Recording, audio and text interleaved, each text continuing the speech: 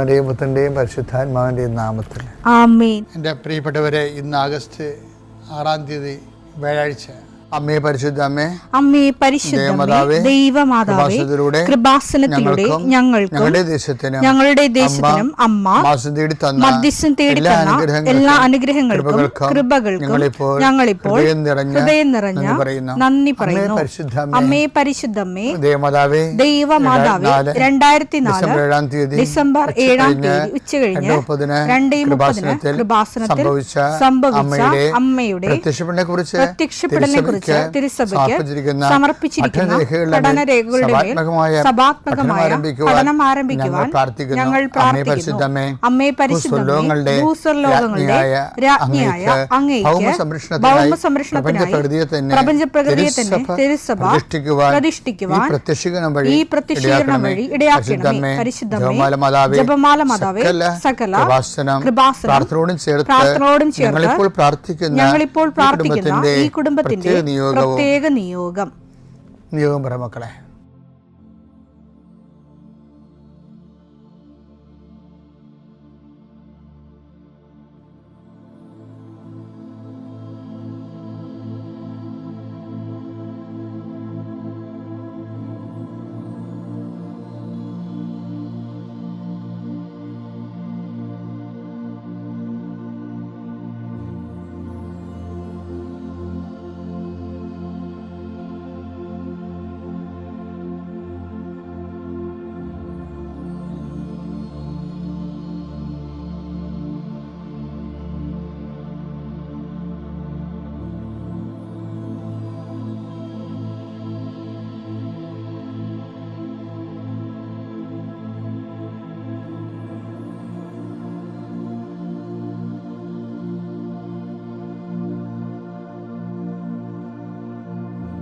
അമ്മയുടെ പ്രത്യക്ഷീകരണത്തിന്റെ ഈ അനുഗ്രഹവേളയിൽ ഞങ്ങൾക്ക് സാധിച്ചു തരുവാൻ കനിയണമേ.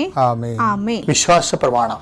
സർവശക്തനായ പിതാവും ആകാശത്തിന്റെയും ഭൂമിയുടെയും സൃഷ്ടാവുമായ ദൈവത്തിൽ ഞാൻ വിശ്വസിക്കുന്നു.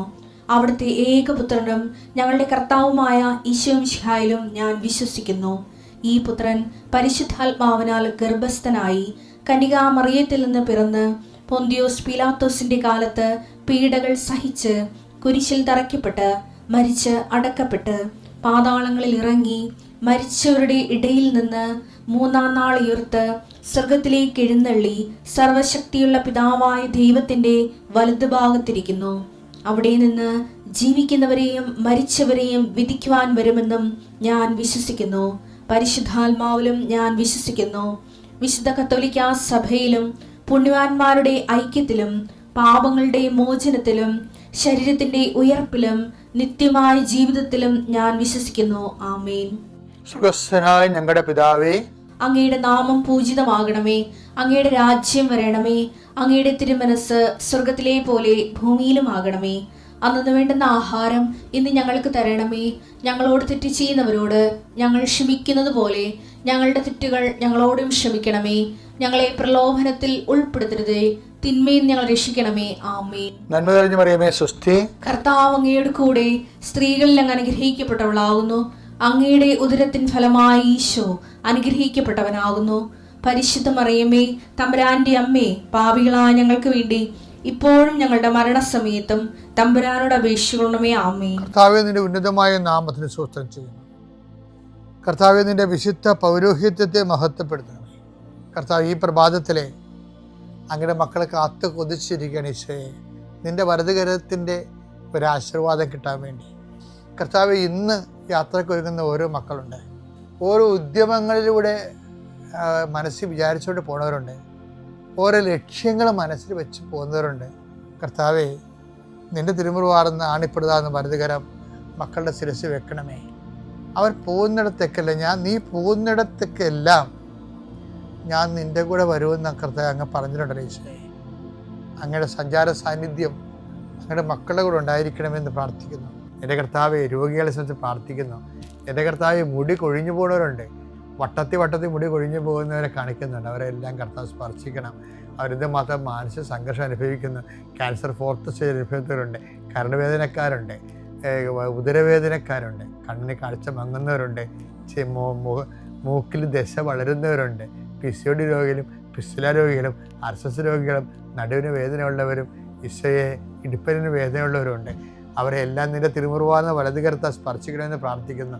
സാമ്പത്തിക തകർച്ചയുള്ളവരും ഓരോരോ ഇൻ്റർവ്യൂവിനും ടെസ്റ്റിനും വേണ്ടി പോകുന്നവരും അതിനെക്കുറിച്ച് പേടിയുള്ളവരും ട്രാൻസ്ഫർ കിട്ടിയവരും പോകാതിരിക്കാൻ നിവൃത്തിയില്ലാത്തവരും പോകേണ്ടി വരുന്നവരും അവർക്കും ഒരു കർത്താവ് സെറ്റിൽമെൻറ്റ് കൊടുക്കണമെന്ന് പ്രാർത്ഥിക്കുന്നു. മക്കളില്ലാത്തവർ, വിവാഹം താമസിക്കുന്നവർ, കുടുംബസമാധാനം ഇല്ലാത്തവർ, ഭാര്യാഭർത്താക്കന്മാർ അകന്ന് താമസിക്കുന്നവർ, മക്കൾ ദുർനടപ്പിലായിപ്പോയവർ, തെറ്റായ വഴികളിൽ പെട്ടുപോയവർ എൻ്റെ കർത്താവിൻ്റെ ഉന്നതമായ നാമത്തിൽ സഭയുടെ അധികാരത്തിൽ കുരിശടയാളത്തിൽ ദൈവശക്തിയാൽ ഇന്നത്തെ ദിവസത്തെ കർത്താവ് നിങ്ങളെ അനുഗ്രഹിക്കട്ടെ. എൻ്റെ പ്രിയപ്പെട്ടവർ, ജെറമ്യാ 1:6 എടുത്തേ. അപ്പോൾ ഞാൻ പറഞ്ഞു ദൈവമായ കർത്താവേ ഞാൻ കേവലം ബാലനാണ്. ഞാൻ ആരെനിക്ക് വേണ്ടി പോകുമെന്ന് ചോദിച്ചില്ലേ, ആരെ ഞാൻ അയക്കുമെന്ന് പറഞ്ഞപ്പോൾ അതാണ് ദൈവത്തോട് പറയണത്. എന്നെ അയച്ചിട്ട് കാര്യമില്ല, ഞാനൊരു പാവമാണ്, ഞാനൊരു ബാലനാണ്, സംസാരിക്കാൻ എനിക്ക് പാടവമില്ല, എനിക്ക് സംസാരിക്കാനുള്ള കഴിവൊന്നുമില്ല. കർത്താവ് എന്നോട് അരുളി ചെയ്തു.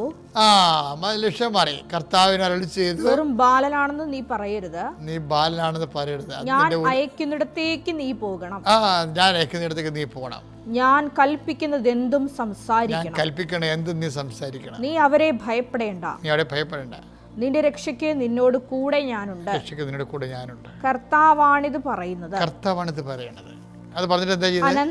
അനന്തരം കർത്താവ് കൈ നീട്ടി എന്റെ അധരത്തിൽ സ്പർശിച്ചു, അരുളി ചെയ്തു, ഇതാ എന്റെ വചനങ്ങൾ നിന്റെ നാവിൽ ഞാൻ നിക്ഷേപിച്ചിരിക്കുന്നു. പിഴുതെറിയാനും ഇടിച്ചു തകർക്കാനും നശിപ്പിക്കാനും തകിടം മറിക്കാനും പണിതുയർത്താനും നട്ടുവളർത്താനും വേണ്ടി ഇന്നിതാ ജനതകളുടെയും രാജ്യങ്ങളുടെയും മേൽ നിന്നെ ഞാൻ അവരോധിച്ചിരിക്കുന്നു. എന്തൊരു വർത്തമാനം! ഇതൊക്കെ ഇന്ന് നടക്കണ കാര്യമാണ്. കർത്താവ് വന്ന് നാവിൽ തൊടും. അപ്പം ഈ ഐസയായിൽ നാവിൽ കനൽ കൊണ്ട് തൊടുന്നു, ജെറമ്യായിൽ നാവിൽ കൈ കൊണ്ട് വിരൽ കൊണ്ട് തുടർന്ന്. അപ്പോൾ ഇതിന് എന്താണ് ഐസയാൽ പറയണത്? നീ അശുദ്ധനെന്ന് നിന്നെ വിളിക്കരുത്, നീ പിഴുത് എറിയാനുള്ളവരാണ്, പണിതുയർത്താനുള്ളവരാണ്. അപ്പോൾ എന്താണ് ഈ നാവിൽ തൊടണമെന്ന് പറഞ്ഞാൽ എന്താണ്? ശരിക്കും പറഞ്ഞാൽ കൊടിൽ കൊണ്ടെടുത്ത് കനൽ കൊണ്ട് തൊടുകയാണ്. എന്താ സംഭവം? നാവിൽ തൊടണേ എന്താണ്? ശരിക്കും അത് തന്നെയാണ് ഈശോ പറഞ്ഞത്. എന്താ പറഞ്ഞത്? യോഹന്നാൻ 15:3 ഞാൻ നിങ്ങളോട് പറഞ്ഞ വചനം നിമിത്തം നിങ്ങൾ ശുദ്ധിയുള്ളവരായിരിക്കുന്നു. കനൽ തൊട്ടപ്പോൾ ശുദ്ധി ഉണ്ടായില്ലേ ഐസയാക്ക്? കനലെന്ന് പറഞ്ഞാൽ എന്താണ്? ജെറമ്യാ പറയും അത് വചനമാണ് നിക്ഷേപിക്കണമെന്ന്. ആ വചനം തന്നെയാണ് നമ്മൾ ശുദ്ധീകരിക്കുകയും ശക്തീകരിക്കുകയും ചെയ്യണത്.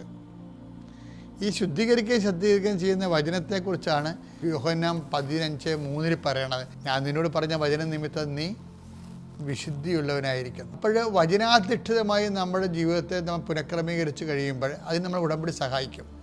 നമ്മൾ ഒരേ സമയം ശക്തിയുള്ളവരും വിശുദ്ധിയുള്ളവരാകും. അപ്പം നമ്മൾ ശക്തിയുള്ളവരും വിശുദ്ധിയുള്ളവരും ആകുന്നതിന് വേണ്ടി ആയിരിക്കണം ഉടമ്പടിയുടെ ലക്ഷ്യം. അതായിരിക്കണം ഉടമ്പടിയുടെ അടിസ്ഥാനപരമായ നിയോഗം. ആ നിയോഗം നമ്മൾ നെഞ്ചിലെത്തി കഴിയുമ്പോൾ ബാക്കിയുള്ളതെല്ലാം ദൈവം ചേർത്ത് നൽകും. പിതാവിൻ്റെയും പുത്രൻ്റെയും പരിശുദ്ധാത്മാവിൻ്റെ നാമം.